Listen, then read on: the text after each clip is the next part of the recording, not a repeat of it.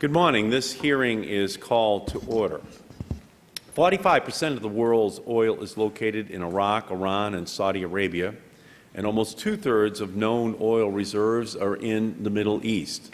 Events in that part of the world have a dramatic impact on oil prices and on our national security. In the late 1970s, the oil embargo, Iranian Revolution, and Iran-Iraq War sent the price of oil skyrocketing. Yesterday, oil surged to a new record of $97 a barrel amid government predictions of tightening domestic inventories, bombings in Afghanistan, and an attack on a Yemeni pipeline that took 155,000 barrels of oil off the markets. And with al-Qaeda threatening to attack Saudi Arabian oil, with our continuing struggles in Iraq, and with yesterday's announcement that Iran now has 3,000 operating centrifuges for enriching uranium, each day carries with it the possibility of major oil supply disruptions leading to economic recession and political or military unrest. The United States currently imports more than 60% of its oil. Oil has gone up more than $70 a barrel in the last 6 years, from $26 a barrel in 2001. Each minute, the United States sends $500,000 abroad to pay for foreign oil imports. That's $30 million per hour, $5 billion per week. This analysis only considers oil prices through August. With the record prices of late, these figures will surely grow by year's end. Much of these funds end up in the pockets of Arab princes and potentates who then funnel the money to al-Qaeda, Hezbollah, Hamas, and other terrorist groups. With that kind of money at stake, it is no coincidence that we have 165,000 young men and women in Iraq right now, and it is no surprise that much of our foreign policy capital also happens to be spent in the Middle East. Our energy policy has compromised our economic freedom, and the American people want action because they know that the price has become much too high. Last week, a group of energy and military experts converged in Washington to conduct an energy security war game. But the truth is, the scenario that unfolded didn't really seem at all fictitious. Like today, the scenario began when oil prices had gone up to trade consistently in the $95 per barrel range. Like yesterday's attack on a Yemeni pipeline, the first event leading to crisis involved an attack on the Baku pipeline. And also, like today, Iran's nuclear ambitions and U.S. efforts to contain them proved to be a complicated endeavor that requires us to maximize all of our diplomatic, military, and economic leverage. The problem is, with oil, we have almost no leverage. The United States is home to less than 3% of the world's oil reserves. 60% of the oil that we use each day comes from overseas. Global oil production levels are at about 85 million barrels per day, with excess production capacity at only about 1.65 million barrels per day. Hurricane Katrina alone removed as much as 1.4 million barrels per day from supplies. The Strategic Petroleum Reserve has just over a month's worth of oil in it. The reality is that there are no good short-term options to help us deal with oil addiction. We have, however, at the same time, a piece of legislation which is now pending between the House and the Senate, which has the potential to raise the fuel economy standard to 35 miles per gallon, would have 15% of our electricity produced from renewable electricity sources, and it would also use cellulosic fuels to substitute for oil, which we could import. That bill should be finished if we can work hard on it between the House and the Senate over the next 4 weeks. I look forward to learning more about oil shockwave from our witnesses, as well as their views about what Congress can do to address our energy security challenges. I now turn to recognize the ranking member of the Select Committee, the gentleman from Wisconsin, Mr. Sensenbrenner. Thank you very much, Mr. Chairman. Everyone who stops to fill up at the pump, and that's most people in this country, know firsthand how the United States' dependence on foreign oil affects them. They feel it in their wallet, pennies at a time, as the price of gas creeps up. And most Americans understand that the price of oil is often influenced by events around the world. I doubt the results of the oil shockwave simulations would surprise many Americans. But I bet many Americans don't realize just how vast the energy supplies are in the United States. Beneath this great nation, there are enough energy reserves to propel us towards energy security. And surely we have the intellectual and scientific capacity to give us energy security that all of us, Democrats and Republicans, desire. According to the Interior Department, there are potentially 102 billion, that's with a B, barrels of untapped oil in the United States, including offshore reserves in Alaska, the Pacific, and Gulf of Mexico. Add to that the potential of 635 trillion, with a T, cubic feet of natural gas remains untapped, and we've got what we need to start weaning ourselves off the oil supplies from foreign countries that are hostile to the United States. But that's just the start. It's estimated that there are 250 billion tons of recoverable coal reserves, which is nearly 6 times the combined U.S. oil and natural gas reserves. In fact, it's believed that our coal supplies are larger than any single energy source of any single nation, including Saudi Arabian oil.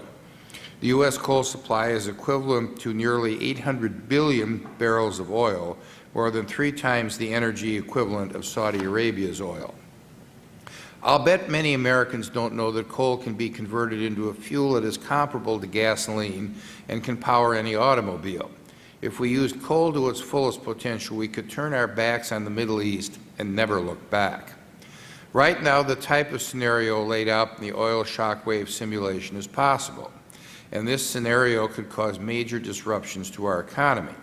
But there are some indications that it might not have the same impact as that of the 1970s oil crises. For every unit of economic output, the U.S. now uses half the energy it did in 1980. Let me repeat that. For every unit of economic output, the U.S. now uses half the energy it did in 1980. Energy costs are a smaller percentage of household budgets now than they were then, even though some people would find that hard to believe. Assessing our own natural energy reserves probably couldn't happen as quickly as an oil shockwave. We should work to change that. Through research and development of new technologies, we can prepare for the worst. We have the energy supplies. All we really need is the intellectual energy and the political will to put them to work. I thank the Chair. I thank the gentleman, and now we turn and recognize the gentleman from Oregon, Mr. Blumenauer, for an opening statement. Thank you, Mr. Chairman, and I too appreciate our witnesses spending time with us this morning and sharing their experience. I have been following the exercise for some time and been intrigued by the power to be able to demonstrate how perilous we are balanced today on our petroleum dependence. In my community, we had over a year ago the city government forming a task force to explore these vulnerabilities, and 12 distinguished citizens came back with things that wouldn't surprise our participants, but it was, I think, an important part in sort of driving where we are going. I appreciate the comments of the distinguished ranking member, but one of the downsides of what he's describing is that there are no technologies now available that don't make the other part of our charge as a committee, fighting against global warming and greenhouse gases, that don't make them worse. The simple fact is that we are the largest consumer of petroleum.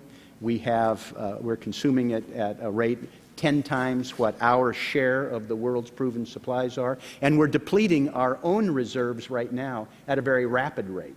And given our security concerns for the future, those ought to be the last areas that we try and pump as fast as we can, rather than the first, or in the case of the Arctic, the next.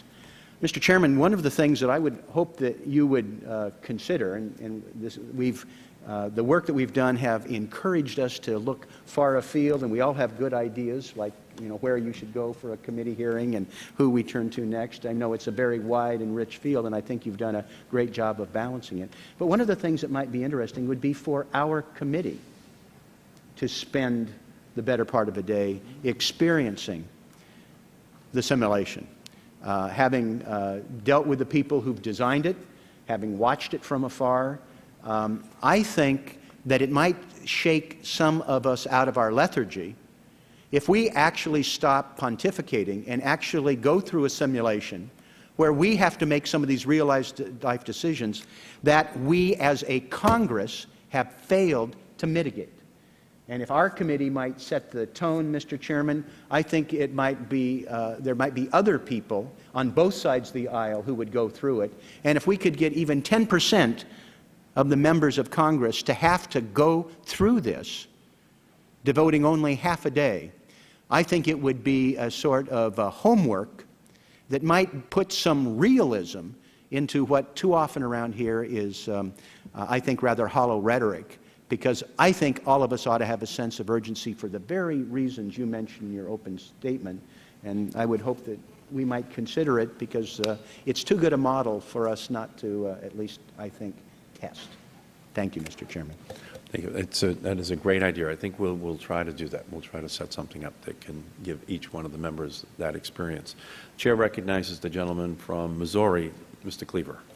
Thank you, Mr. Chairman. It's difficult to follow a powerful sermon like the one just delivered by Mr. Blumenauer, which I would say amen to what he just said. As I read this morning, a number of newspapers, including the Financial Times, about what is going on in Pakistan, I became alarmed, not because Pakistan is a supplier of oil, but because if things go further awry, it could completely destabilize the Middle East in ways that Iraq never could.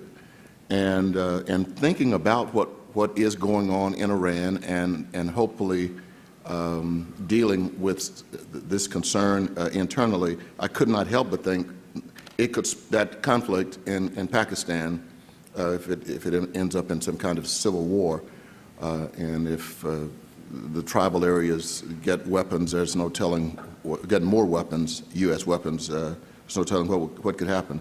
But it occurred to me that even in the midst of all of these developments in the Middle East, that we are not, even after the Al Gore film and all of the discussion, we are not retreating from our appetite for oil.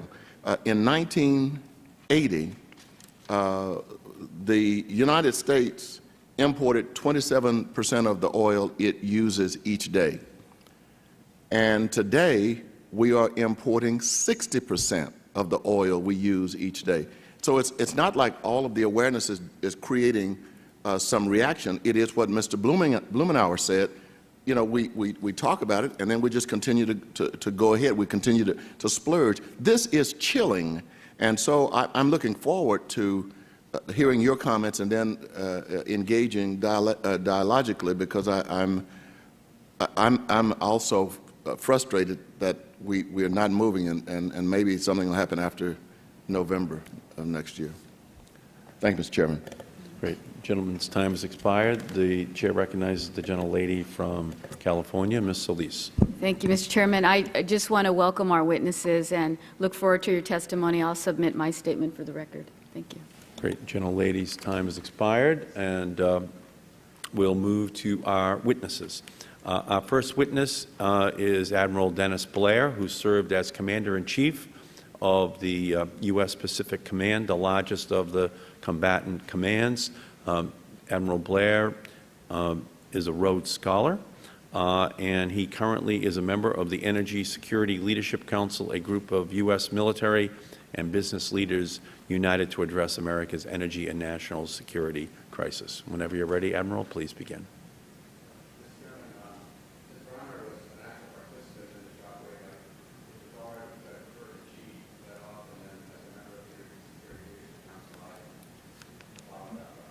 Okay, no, I'd be glad to follow your lead. Carol Browner, we will begin with you. Carol Browner was the head of the Environmental Protection Agency. She previously had served as the Secretary of State of Florida's Department of Environmental Regulation. Before that, she was Legislative Director for U.S. Senator Al Gore. She is, without question, one of the leading experts in the world on environmental and energy issues. We welcome you, Ms. Browner. Whenever you are ready, please begin. Thank you. Could you push the... Got it. Thank you, Mr. Chairman. You would think I would remember how to do that. I did spend a few hours up here testifying during my 8-year tenure at the EPA. It's a pleasure to be here with all of you today and to share with you the experience we had in Oil Shockwave 2007. But let me first congratulate you, Mr. Chairman, and all of the members of this committee for the work that you're doing. It is incredibly important, as you all know, to the people of this country. There are very tough issues to be addressed, and I personally appreciate the time and energy you are bringing to bear. As you heard from the Admiral, I appear today as a participant in the recent Oil Shockwave Executive Oil Price Simulation. It is the second time I have done this. There was one several years earlier that I also participated in. And I think, let me just set the stage for how this scenario unfolds. First of all, the event was sponsored by Securing America's Future Energy Safe and the Bipartisan Policy Center. And it was designed to show the possible consequences of U.S. oil dependency and the ability of government officials to respond in the event of a global oil crisis. It's extremely important that you understand this was not a partisan effort. It was bipartisan in every way. The participants were divided between Democrat and Republicans. And the whole point is just to the best of our ability, demonstrate to the American people how a problem unfolds and how members of the President's council and senior staff might respond to that problem. It provides, I think, a number of important lessons for the Congress as you look at the issues in front of you. In the scenario that we did most recently last week, 3 different things happened over a 3-month period. The year is 2009. It is post the election. There is no assumption in the scenario whether a Democrat or Republican has won the election for president. It is unclear in the conversations, but over a 3-month period from May to August of 2009. The first thing that happens is that a pipeline in Azerbaijan is temporarily put out of service. The result of that is a loss of 1 million barrels of oil to the world's markets per day, and very quickly there's an upturn in prices. While this crisis is resolved in the course of the scenario, over the next 3 months, Nigeria takes 400,000 barrels a day off the market, and in August, Iran and Venezuela cut their combined oil production by 700,000 barrels per day.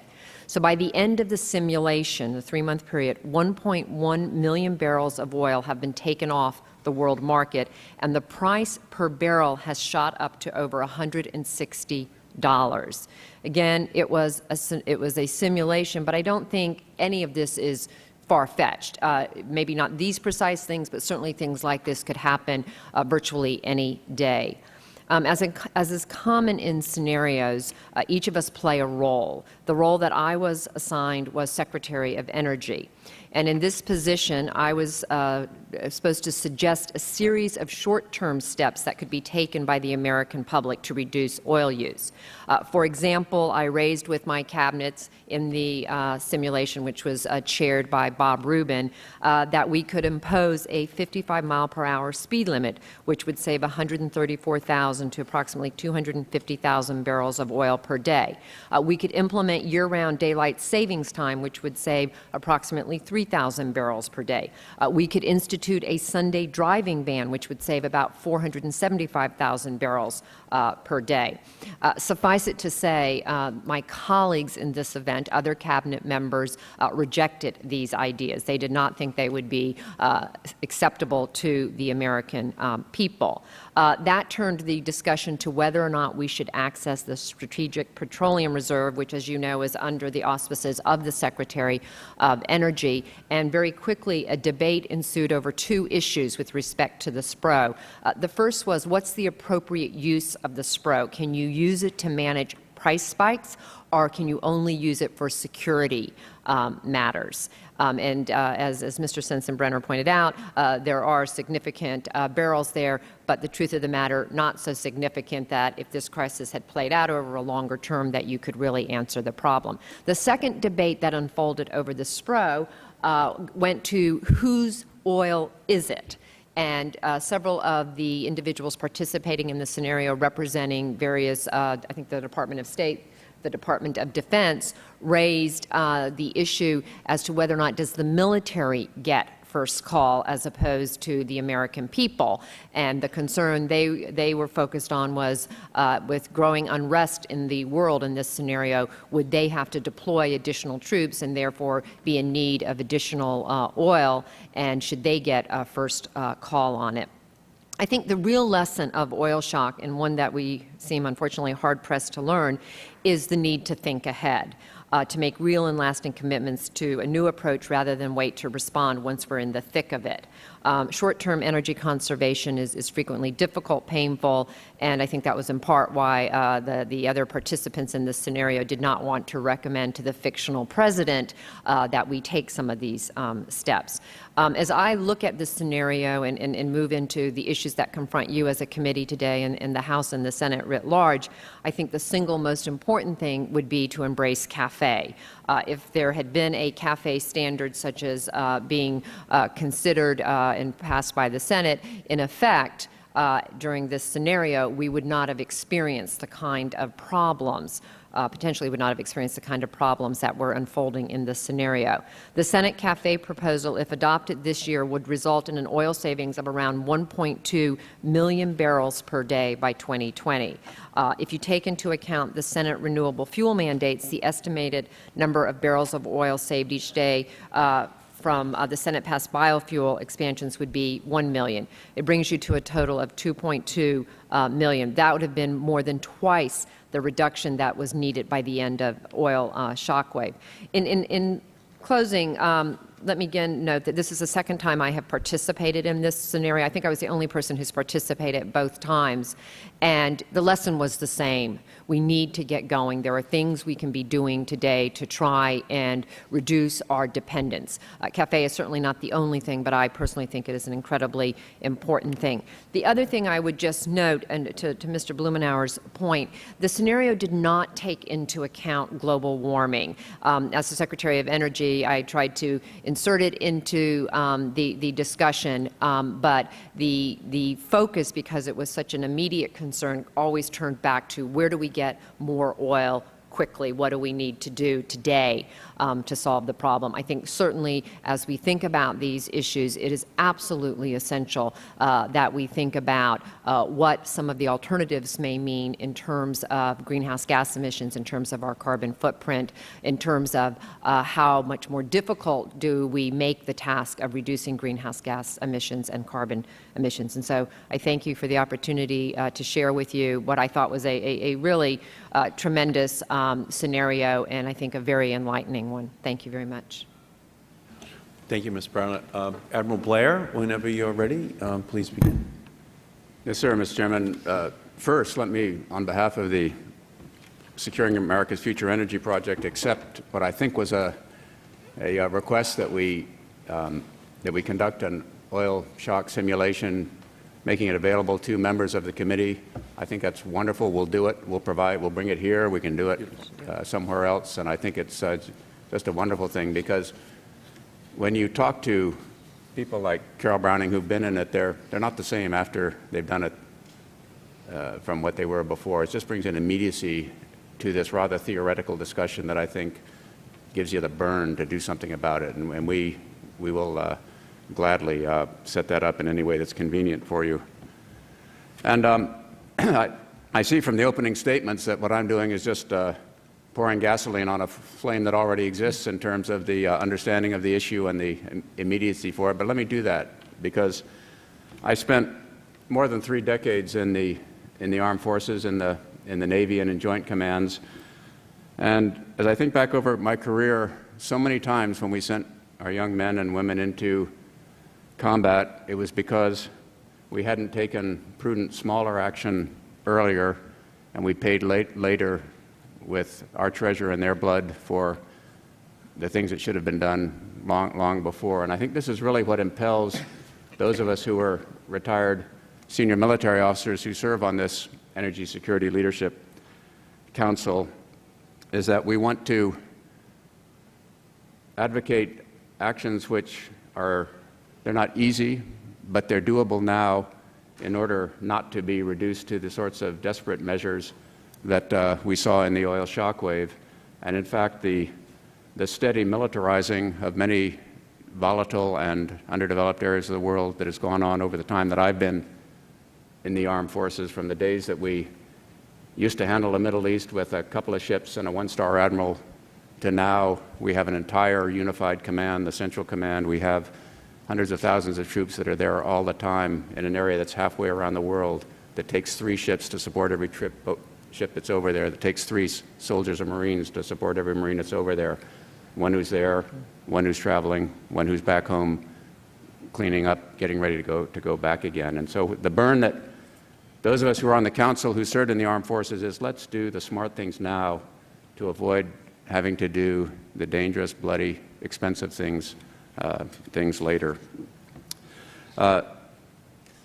Ms. Browner reviewed the essence of the shockwave simulation that we did last week. Let me just review some of the lessons that I observed from watching it and having been involved in the week of the council. And as you saw there, we could have oil that's 100 barrels today.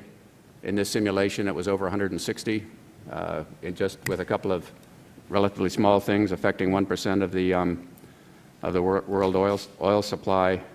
And these were the lessons I drew from it. The first is that there's really no such thing as foreign oil. Oil is fungible.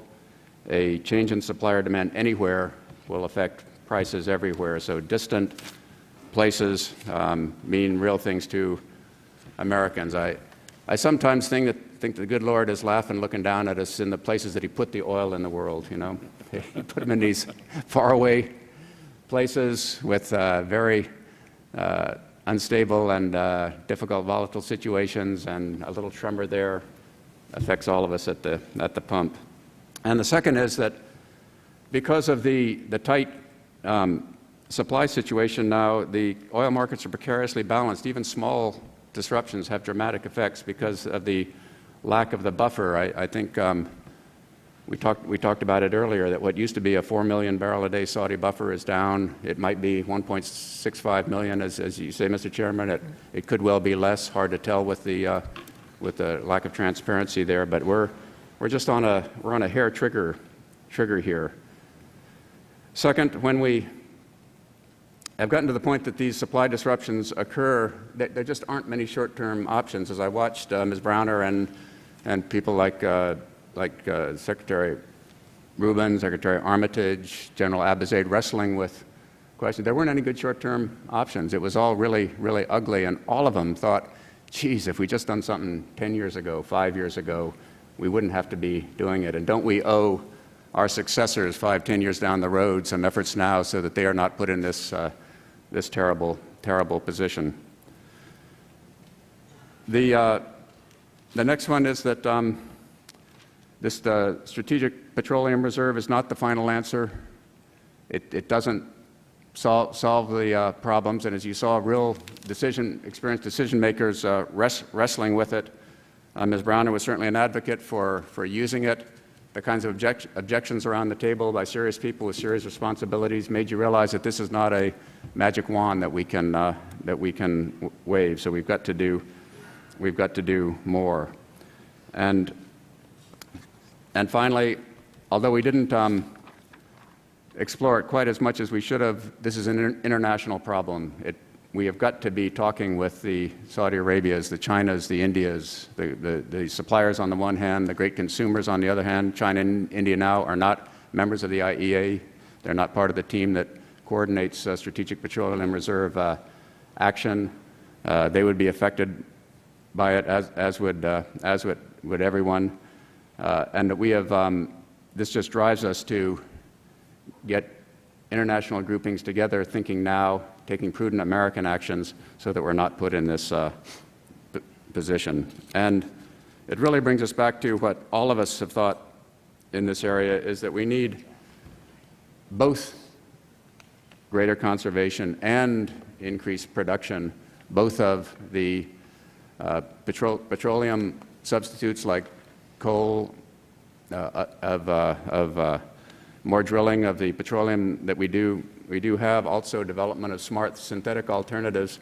There's not a magic bullet for this thing. We can't have a technological breakthrough out of it in the near term that's going to solve it. We've got to do affect everything: supply, demand, alternatives. And so there are a lot of lessons from 9/11.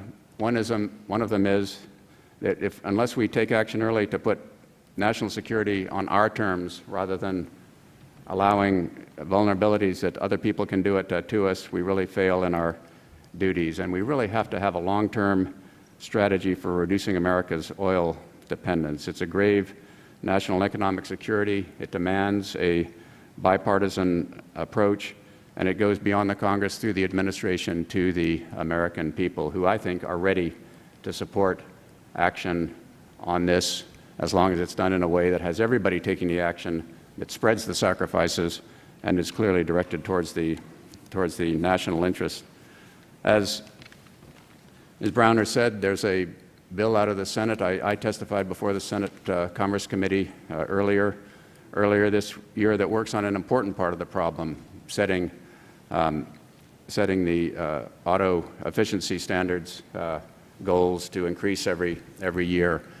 I would emphasize that because it's an attribute-based system, it's a big improvement over the system we put in the 70s, the one that was in part responsible for the gains that Mr. Sensenbrenner mentioned, in which we halved our oil intensity of the economy. But this compares like model to like model, so it does not put the Detroit Big Three at a disadvantage. I'm absolutely convinced that smart American engineering ingenuity and good American workers can, under this proposal, knock the socks off any foreign competitors, sell cars, lots of good cars that will not only be safe and will have the right performance, but will be much less thirsty for oil. And in addition to that, we need to go on to the other parts of the program, smart alternatives, the sorts of R&D investments in order to bring them online, whether they're cellulosic methanol to complement the ethanol that we're getting from corn, whether it be an energy efficient and environmentally safe use of the coal conversion, or the oil sands that already exist. We've got to continue with this three-part program if we are to avoid the sorts of things that we saw in this shockwave, and if we are to do the right thing by our children, our grandchildren, and by the men and women in uniform, who will have to pay the price someday unless we act now. Thank you. Thank you, Admiral, very much. Let me turn and recognize for an opening round of questions the gentleman from Oregon, Mr. Blumenauer. Thank you very much, Mr. Chairman. Admiral, I appreciate your willingness to inflict the simulation on us, and I appreciate the Chairman's interest in perhaps exploring that as a committee hearing. We actually did one of these versions in my community a year ago involving campus-based activities. We actually fell short in trying to structure it for our governor and some of our other community leaders. But just for the committee, could you outline what it would entail?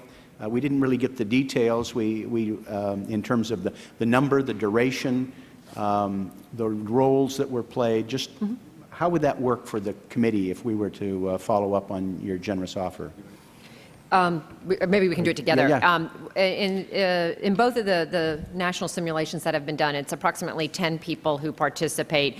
You have usually the president's chief of staff who sort of runs the conversation. You have everybody from the Secretary of Energy, Department, Secretary of State, Secretary of Defense, National Security Advisor, sort of so there would be Joint Chiefs of Staff. So there are roles that are assigned, and you are, to the best of your ability, asked to play the role.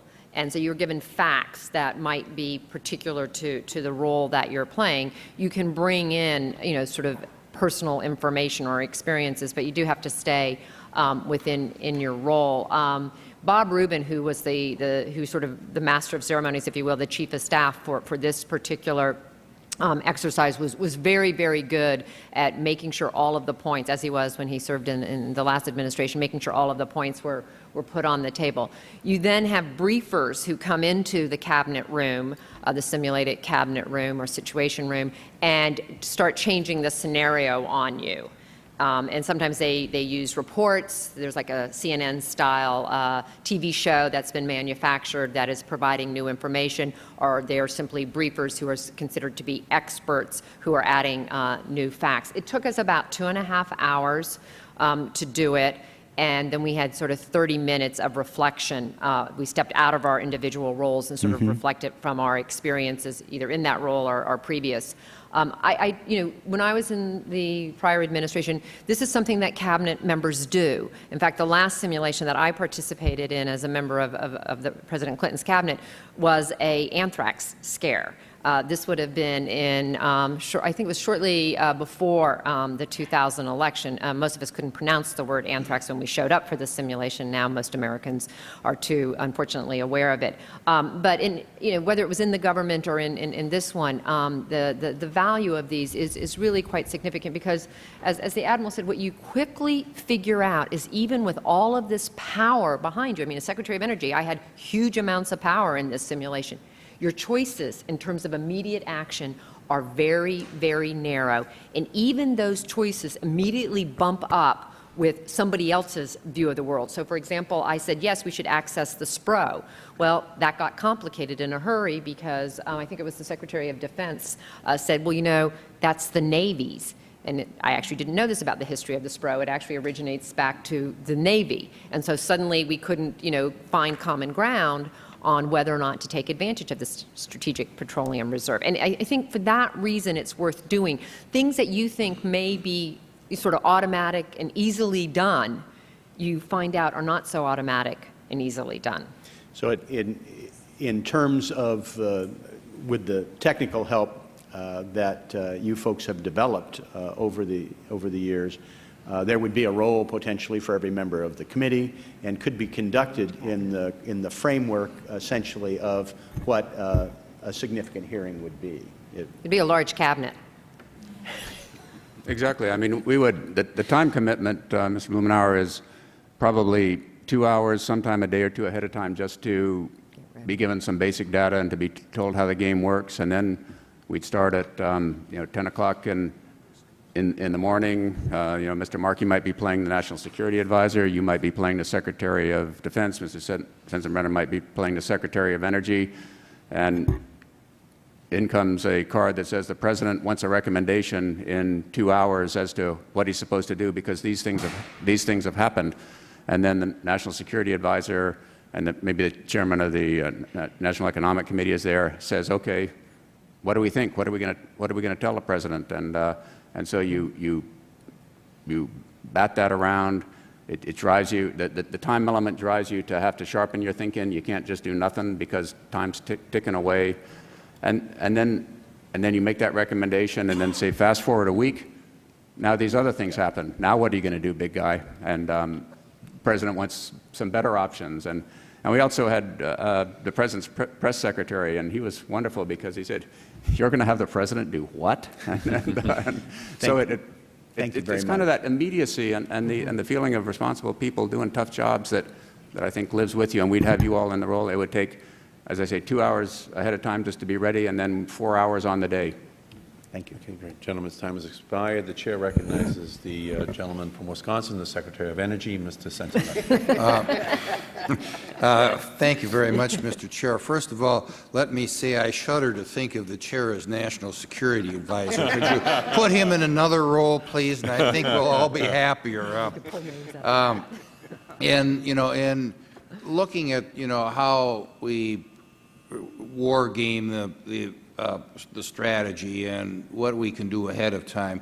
The one question I have is, what's the role of Canadian oil resources and oil shale in the West? I know that you can't turn that spigot on as quickly as we'd like, but if we're looking at ways to prevent an oil shock from being extremely severe, that seems to be the most convenient and secure way to get increased oil or replacement oil.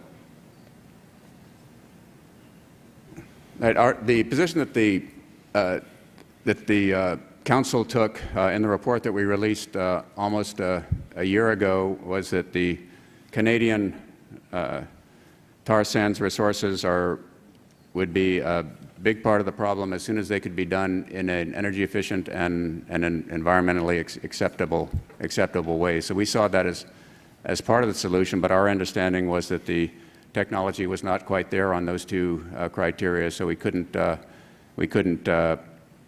count on that, and but that the R&D should be put in to see if it's a viable alternative as an alternative source. Similarly, R&D should be put into other synthetic fuels in order to make them part of the solution. So it didn't seem to us, looking across that alternative as well as others, that there was one that you say had all the right attributes right now to be able to solve the problem. More work was needed. Oil shock scenario did not deal with, could you explore and find other resources, because it was a real time. You had to solve the problem, that day, that week. I think SAFE has taken a position on whether or not some of the thoughts you have are viable in the short term, and I share their concerns that in the short term they're probably not. They may also bring with them some other challenges. For example, we need to understand, this is me personally speaking, as someone who is very concerned about greenhouse gas and global warming, what are the repercussions? Are we adding to our global warming footprint? Are we diminishing it? And I think that's something that still needs to be better understood. I think part of the issue is where are the technologies and what are the technologies that we would end up using, because that may have some bearing on what are the emissions. Thank you. I yield back the balance of my time. Great. Gentleman's time has expired. The chair recognizes the gentleman from Missouri, Mr. Cleaver. Thank you, Mr. Chairman. One of the problems we have, I think, is that we live in a time in our country where everything is politicized. I'm frustrated over how we have politicized global warming, how we politicize even the oil crisis, and so it's difficult for us to coalesce and move toward a solution, because what we say and think reverberates across the land, and if you listen to radio and television talk shows, you can see what has happened. It's ugly out there, and rather than turn down the volume, we continue to turn it up. So this issue has already become muddy because of the way we have, because of the way it is politicized. Do you have any suggestions on how we might be able to depoliticize the oil dependence issue or independence? Is there something you can suggest that we do? Say, can we write a song? Could we get Mr. Hall to write a hit song? I mean, what do we need to do? Yes, sir. An admiral giving advice on politics is like a politician giving advice on maneuvering ships, so I venture into this with great... But what those of us in the Council thought was that what's required here is a compromise between those who have opposed fuel efficiency standards on the grounds that it's interfering with business, and those who have opposed further exploration and development of alternatives on the grounds that it runs environmental risks and it's not pretty to have an oil rig out your back door. What we strongly recommended a year ago was that in order to provide the political cover for everybody to do what everybody recognizes is in the national interest is both sides have to give, and it's got to be a comprehensive package so that it's recognized that all participants are doing the right thing for the country, and even though they can be accused of making compromises with something that they pushed in the past, it's in the common good, and that's really, it's naive. It's kind of civics 101. I'm not a politician, but I think that it's sort of the time that we all have to give a little to do the right thing for everybody. So my answer to your question would be to both sides of that center chair need to give a little bit, and let's do more conservation. Let's do more domestic production. Let's do more alternatives. We've taken polling data within the country, and the people recognize it, but it's getting that popular support shredded through the filter of individual interests into a bill, which you all know better than I do, is the hard part of this. But it seems at the end of the day, if it's comprehensive, then the people will have felt that their elected representatives, whether in the executive branch or on the legislative side, have done the right thing for the country. So that's kind of a naive answer, Mr. Cleaver, but that's the one that I would give. Mr. Cleaver, I mean, I think the simulation actually would be a way in which you might find some common ground. In the simulation we did, there were 3 of us who were noted Democrats. Everyone knew we were Democrats, although we were not playing Democrats or Republicans. There were 3 that are well-known Republicans. You would recognize them immediately as Republicans. And then there were some former military brass who were never sure what they are. They're very good about that. But, what happened is we were unanimous in our takeaway from the experience. So it didn't matter what our political persuasion was when we came to the scenario. Our experience of the scenario was a shared one, and what we thought needed to be done was remarkably similar across the party lines when we stepped out at the end and resumed our regular identities. And so I think, it could go a long ways towards perhaps bridging some of the gaps that inevitably exist as you all wrestle with important legislation. And if that doesn't work, I agree Mr. Hall should write a song. Great. Gentleman's time has expired. The chair recognizes the gentleman from Arizona, Mr. Shattuck. Thank you, Mr. Chairman. And I want to thank our witnesses. I want to apologize for being late. I want to thank you for holding this hearing. I appreciate the work you're doing in this area. And I share your comments, Ms. Browner, about, you set aside the policy, the partisanship, and we need to be working on the problem. In that regard, I noticed in your testimony that you applaud the renewable electricity standard in the House Energy Bill. I do as well, except I have some concern. Both of you, Admiral Blair and yourself, have talked about the importance of conserving, using less. And obviously, the more we can rely on renewable fuels, the better off we are.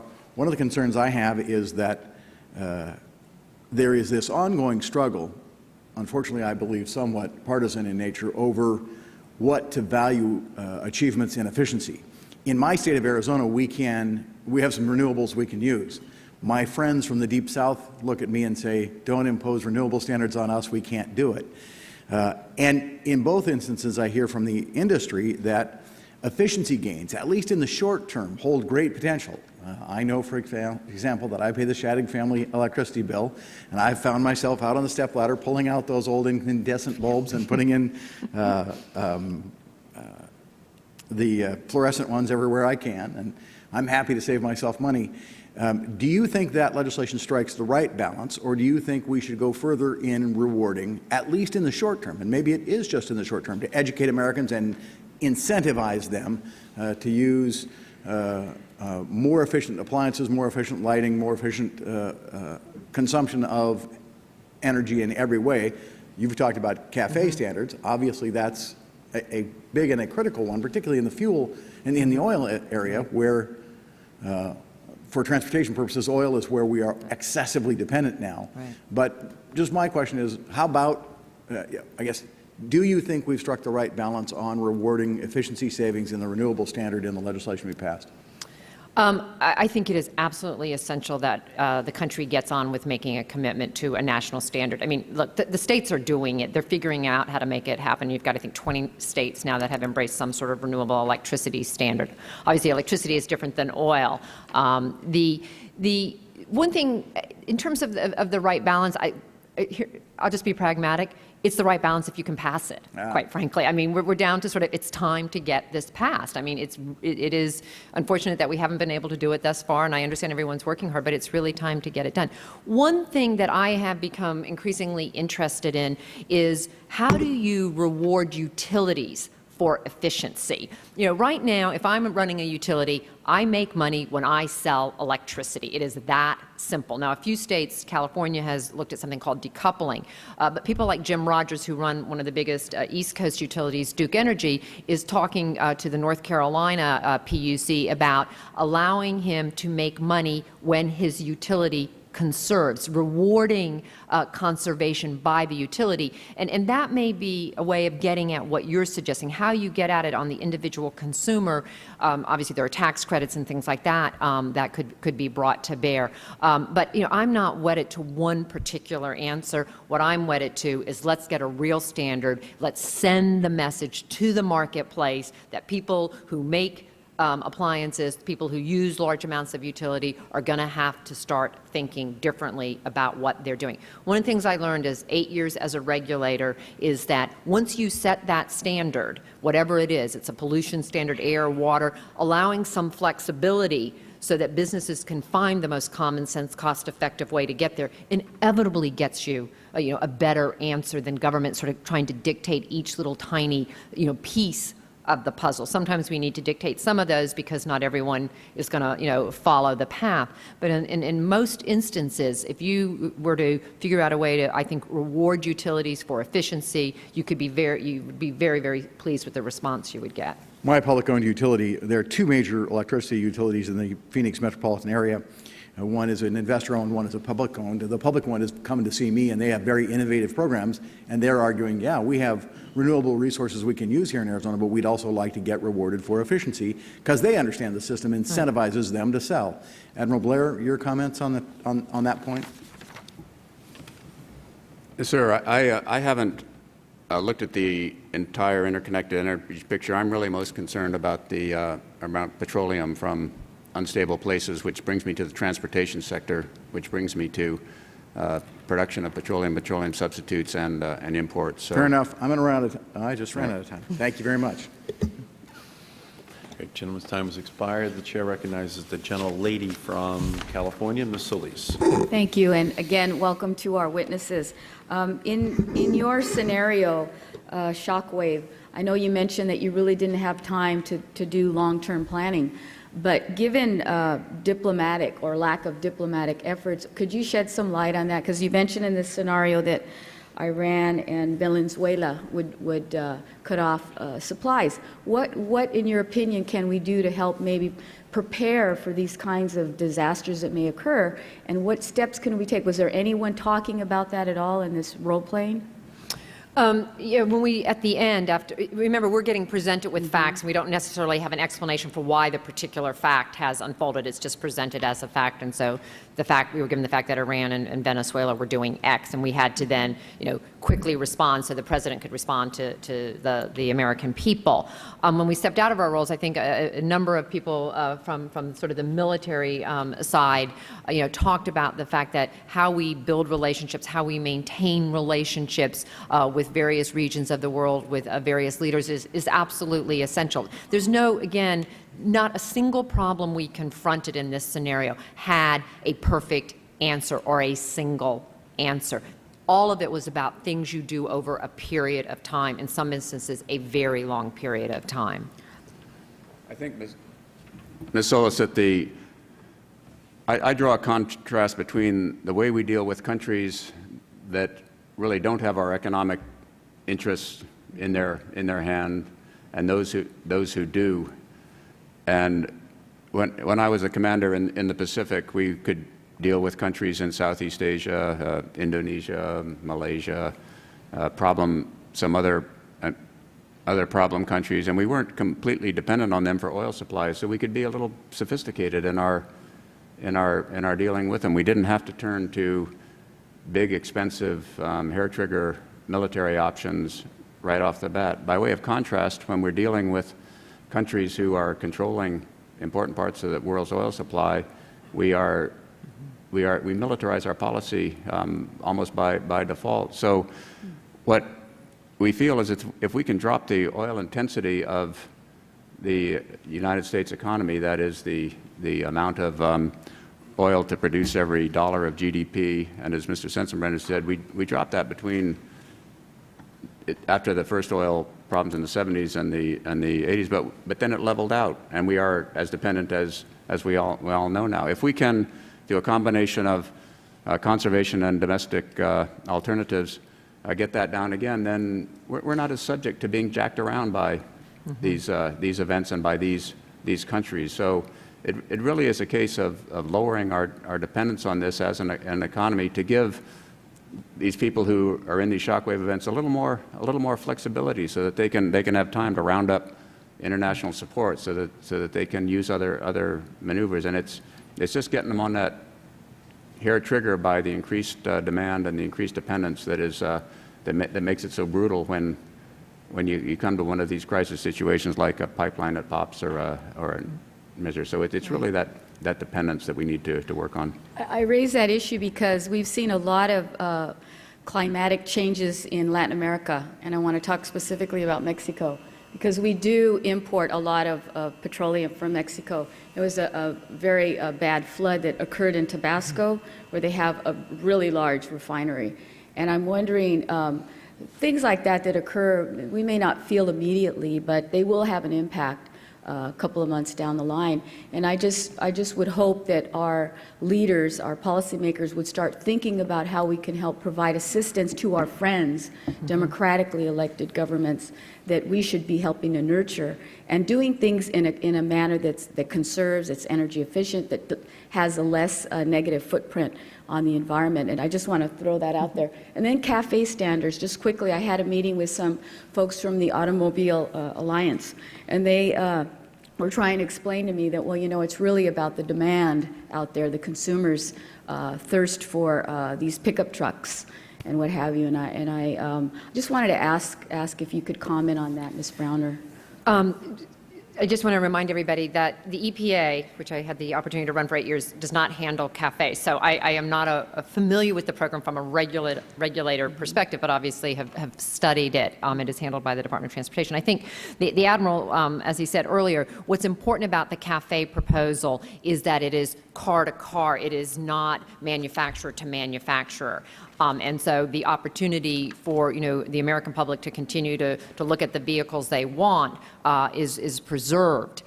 Having said that, again, my experience as a regulator does tell me that you set the standard, and you know what? Good old American innovation and ingenuity rises to the challenge. I mean, when Congress in 1990 banned chlorofluorocarbons, CFCs, widely used in refrigeration, people, you know, in this body and in the Senate said, oh my God, what are we going to do? We're going to have to drive our cars without air conditioning. We're not going to have, you know, sort of life as we know it. Well, guess what?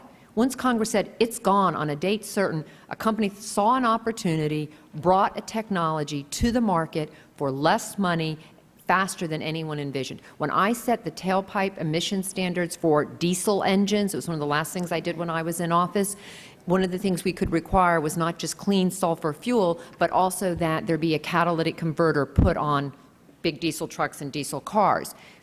It didn't exist. The scientists, the engineers were still figuring it out. Once they knew there was a guaranteed market on a date certain, they figured it out pretty darn quickly. And so I never, ever want to underestimate American innovation and ingenuity. We have a long history of rising to the challenge.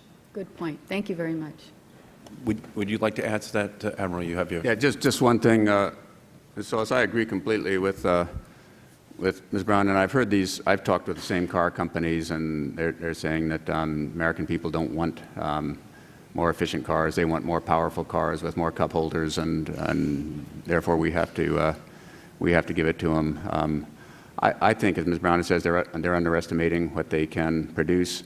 I think they're way underestimating the American public, who understand that we all need to have cars that are more fuel efficient, even if we have to sacrifice that top-end performance that we have. But they're waiting to be told, let's all do it together. Let's set a standard that applies to everybody, rather than one that's uneven. And I also, frankly, I don't have a lot of sympathies for these car companies because the price of that oil that we are using does not reflect the full price of the American troops who are doing all this business around the world. If you factored in the real price of that oil, it would be huge.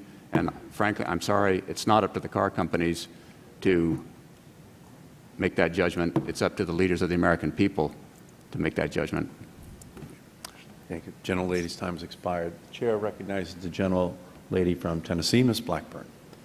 Thank you, Mr. Chairman, and I thank both of you for being here, and I'm listening with interest to your comments about automobiles and the engineers that are bringing those forward. As you know, in my district in Tennessee, the 7th District of Tennessee, we have a good bit of auto manufacturing, both within the district and on the fringes of the district, and I think that I've done a little car shopping lately, and I've been amazed at how safe cars have become and the safety features that are included in those cars.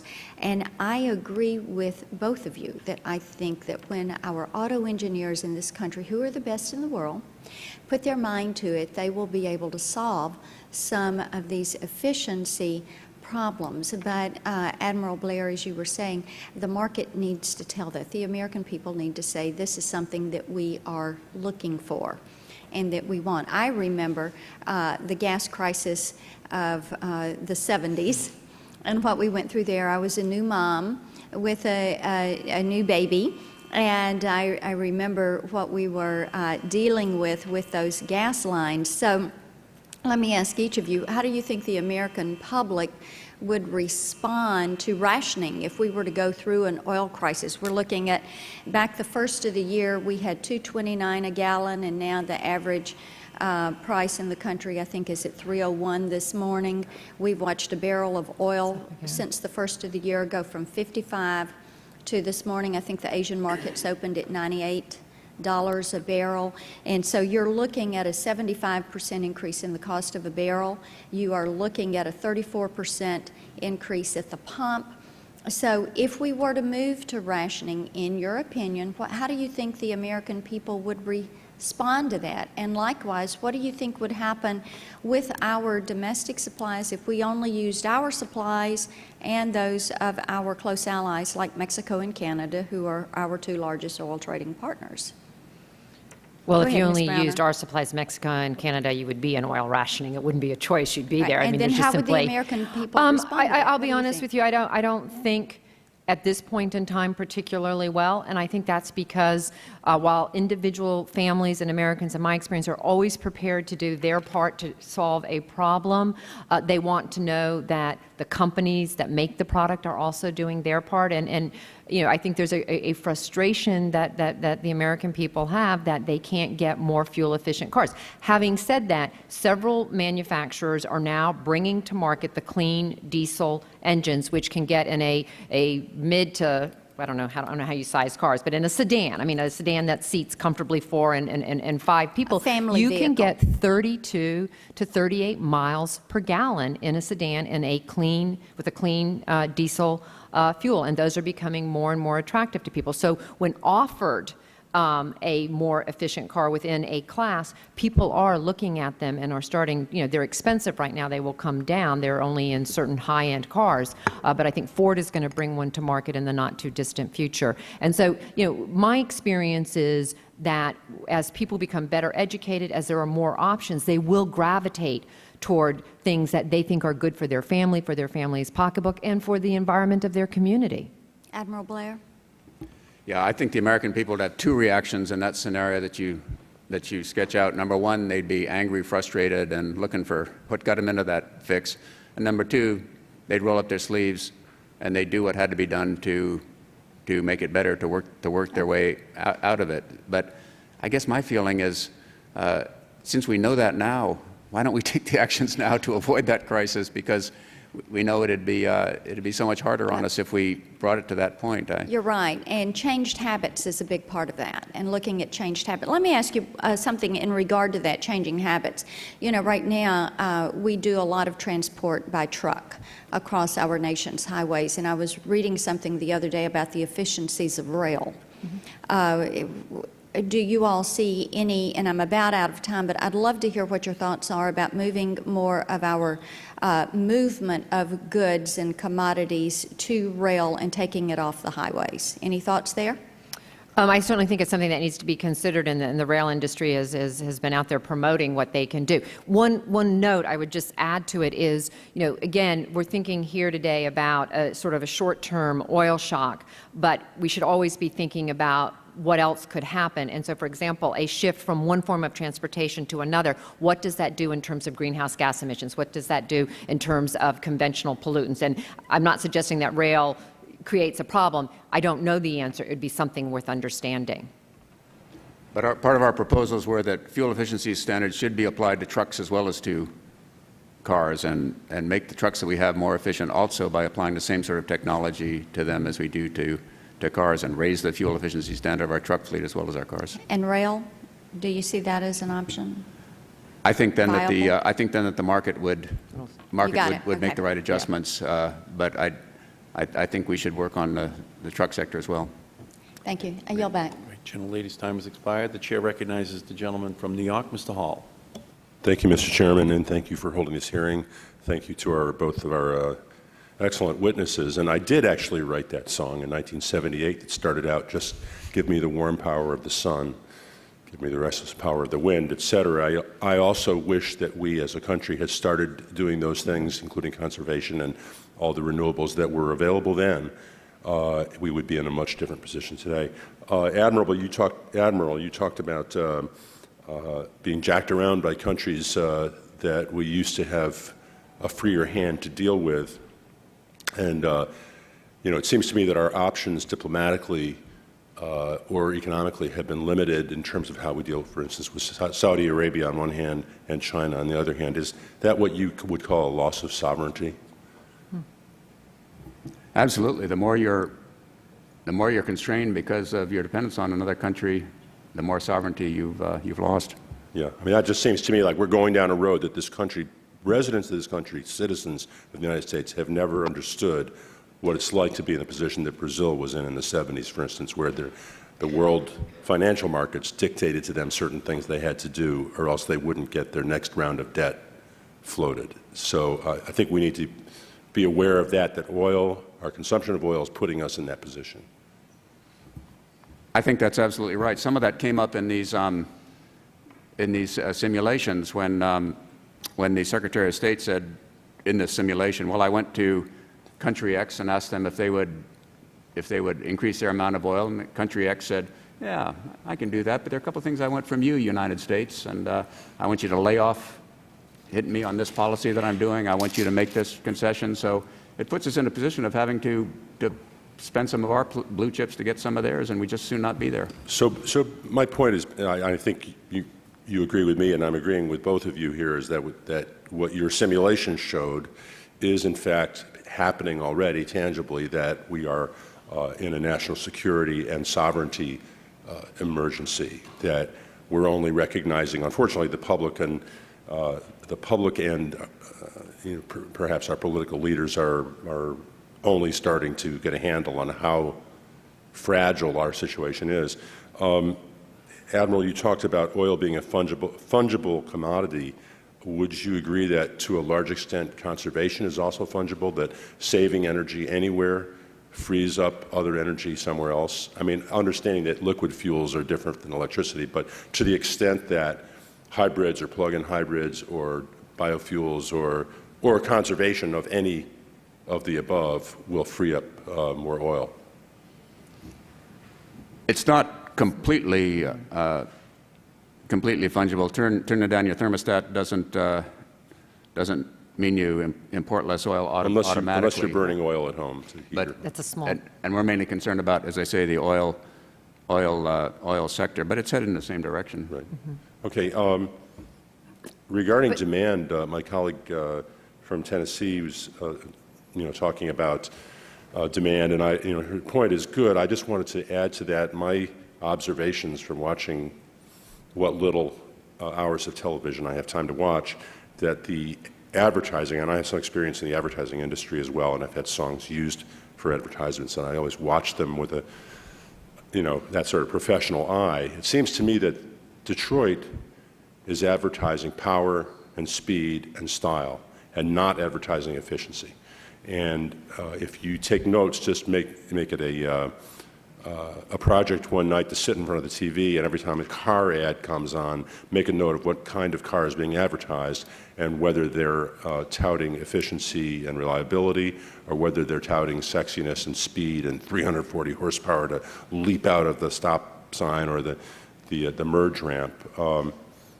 I'm driving by choice, although I could have gone with an import and gotten 20 more miles per gallon. I'm driving on personal cars, a Detroit-made, union-built hybrid, full-time four-wheel drive SUV, which is rated at 33 miles per gallon and will get better than that if you drive it at 55 miles per gallon and stay in the right lane and let people whiz by you.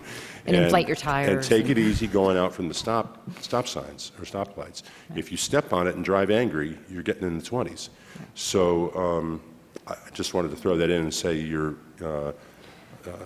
suggestion of a possible national speed limit again is something that I believe, we should be considering, but it's going to take, basically what you're talking about is leadership. I mean, as I hear it, that everybody needs to feel that the sacrifice is shared, and the only way that that's likely to happen is to have it come from a strong statement of the leadership of our country that we are now all approaching this together and sharing the burden. I'm sorry to talk so much and ask so few questions. My time has expired, Mr. Chairman. I yield. Gentleman's time has expired. The Chair recognizes the gentleman from Connecticut, Mr. Larson.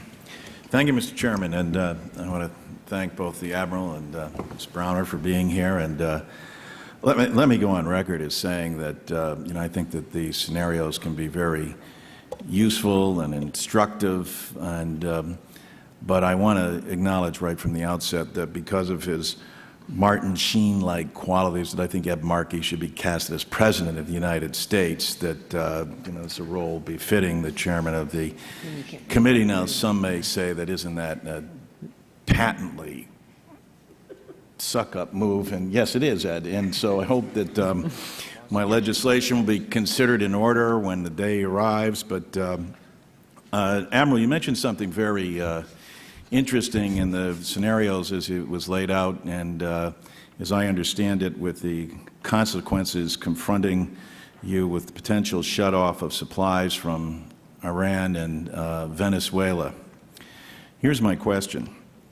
In a situation such as that, you said that by virtue of the fact that we're dealing with unfriendly states, that it almost becomes a de facto military situation. So the question is, in the scenario, where would the military deem to strike, if necessary, to recapture supplies, this hemisphere or in the Middle East? And then bringing it to reality, because I think that's what makes these useful. Should Americans be concerned when we have yet another battle group doing maneuvers in the Persian Gulf?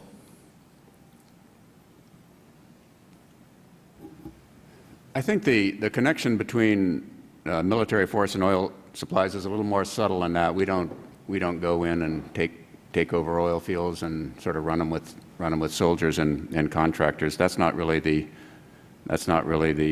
point. I don't think we invaded Iraq to get their oil.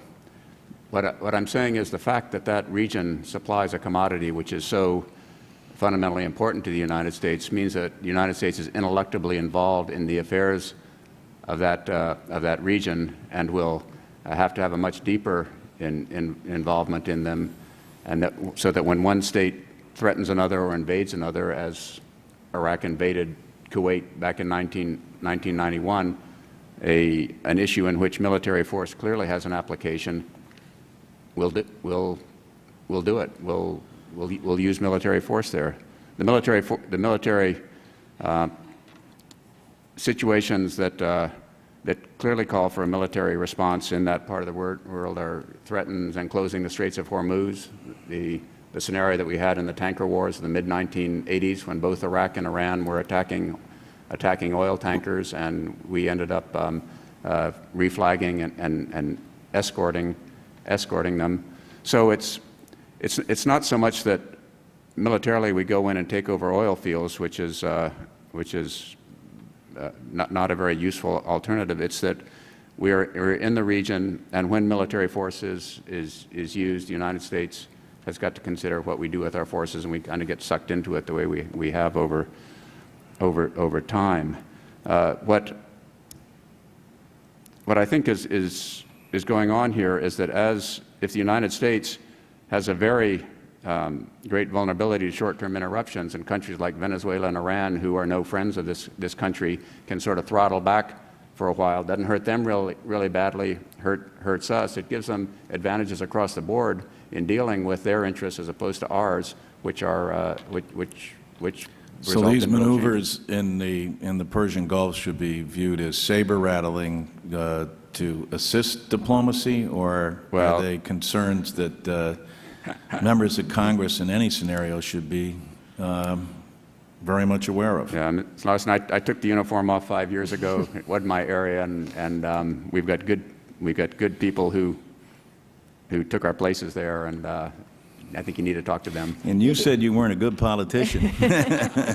If I might just note, in this scenario, one of the things that did unfold from, I think it was the Secretary of Defense, was a question for the President: should we change the selective service registration requirements to capture women?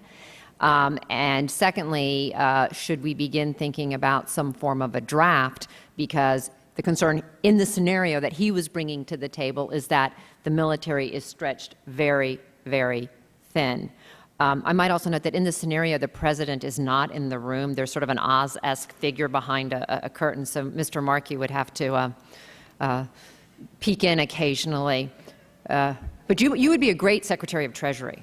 Well, I was thinking of letting him, Mr. Lawson, be Vice President, so then it could reflect the real power in the United States anyway, you know, and so then I would be.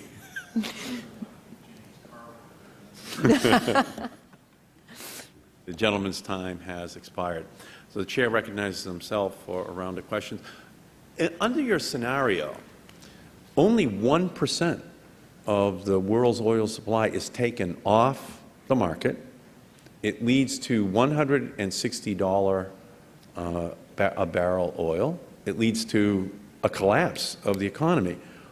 What is it that has led to having the oil markets become so tight that they can have such a profound impact in such a short period of time?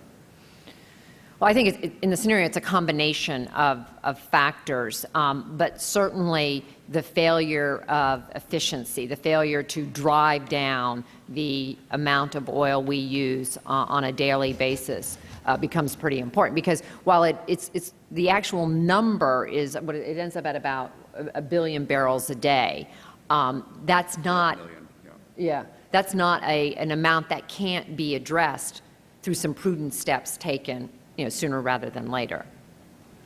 For that, I agree with you, Mr. Chairman. That was sort of a surprising effect. You'd think on a percentage basis it wouldn't be that big. The game play for that result was done by a highly respected Canadian energy consulting company that we fed the information to, and then asked them, okay, what did that do to price of barrels? And they ran their quantitative models and their judgment. And what I think was at play there was that with the oil market so tight in the future, primarily because of the increases in non-U.S. production, India and China are leading it. You find that non-U.S. oil demand goes up 38% over maybe the next 5 years, whereas U.S. demand goes up about 24%. That's just making the oil market so tight that the power of expectations comes to play, and even relatively small tremors make people worry about the future, therefore want to ensure their own supplies. They bid up prices, and so you're just in this trigger in which a relatively small rock in the pond has pretty big ripples. Now, so you talk in your testimony, Admiral, about our ever-growing military presence in the Middle East. Could you give us some sense of how you feel, for example, that this growing dependence upon oil affects our relationship with Saudi Arabia? I think it gives Saudi Arabia much greater leverage in its dealings with us, and it's no secret that there are a lot of aspects of Saudi Arabia in the future that we have real concerns about. And when you are that much, when a country with that sort of challenges has that much of a thumb on you, it causes concern. So it's not a whole lot more complicated than that, Mr. Chairman. So the language that you each made reference to, the 35 miles per gallon by 2020, actually backs out the equivalent of all of the oil that we import from the Persian Gulf on a daily basis by 2020. How important is that, Admiral? I think that would just put us in a lot better position to be able to deal in a more balanced manner with Saudi Arabia. I think it would have made the position of those people in the Shockwave much easier. Ms. Browner, can you talk to this issue of the 35 mile per gallon standard by 2020 and how important you think it is for the Congress to pass that this year? It's absolutely essential. We have got to get on with doing this. And as I said in my opening statement, this is the second time I've participated in one of these. The last was several years ago. The message from both of them was identical, that taking steps sooner rather than later is key to these problems. In the case of CAFE and the proposal that the Senate has passed, it would have solved the problem that we were confronting. And it wasn't as if this scenario was designed to then conclude with you should have passed CAFE. It is just the fact that when you go back and look at how it unfolded, that's one of the easiest ways actually to have solved the problem. And Admiral, are you convinced that we can improve the efficiency without compromising the safety of American people in terms of the vehicles which they drive?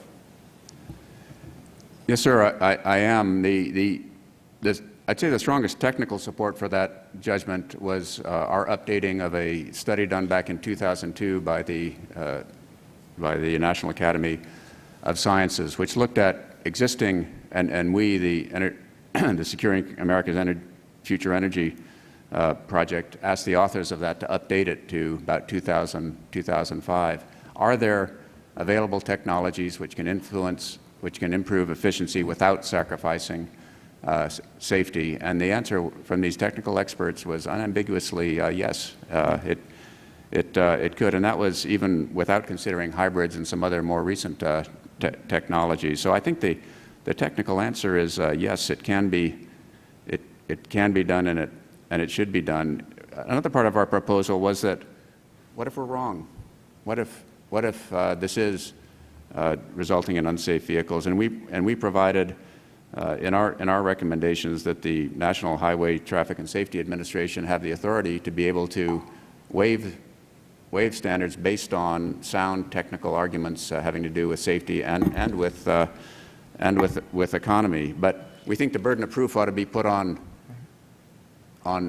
people saying why they can't do it rather than why they can, which is sort of where it is now. What you hear from the auto companies, American consumers don't want it, blah, blah, blah. So we think we ought to shift the burden the other direction. Okay. Ms. Browner? Well, at EPA, I obviously got the chance to regulate the automotive industry, and they always said no, no, no, no, no, and then they always turned around and did it. And I think, Mr. Chairman, your leadership on CAFE and your proposal on CAFE, the Senate proposal, there is no doubt in my mind that they can do it. They will complain loudly, but they will end up being able to do it. So my time has expired. Let's do this. I apologize to you. President Sarkozy of France is about to address the House, and that's why the members have been leaving, because he is going to come out onto the House floor in the next 15 to 20 minutes. So the members have been leaving for that purpose, and we had to move the hearing up in order to accommodate that as well.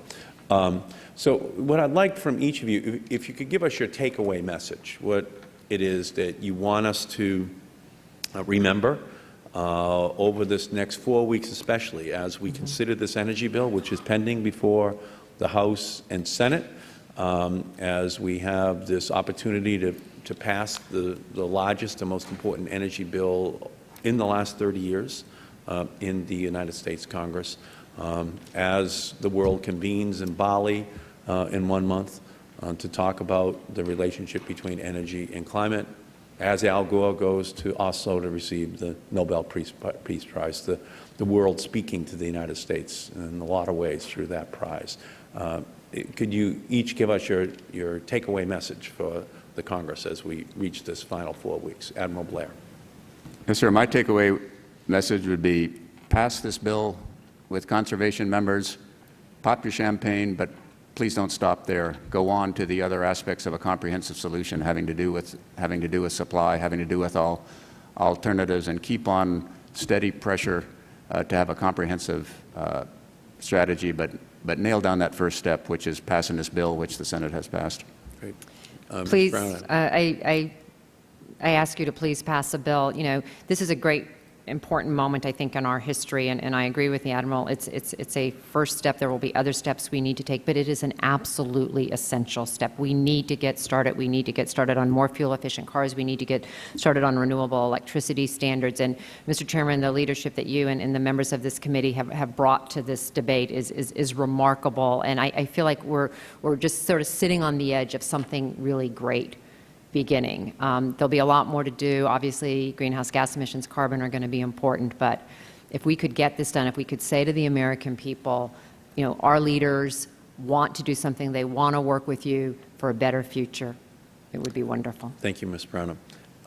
This issue really is reaching the point of decision. Speaker Pelosi, in January of this year, created this Select Committee on Energy Independence and Global Warming as her only Select Committee during the 2 years that she will be in her first term as Speaker. So clearly, this is something that's very important to her. It's now, as each day goes by, becoming increasingly important to the American economy as well, in addition to the security of our country and the climate. On Monday of this week, we had 5,500 young people, young leaders from across the country come to Washington, presidents of their senior class, the head of their environmental movements on campus.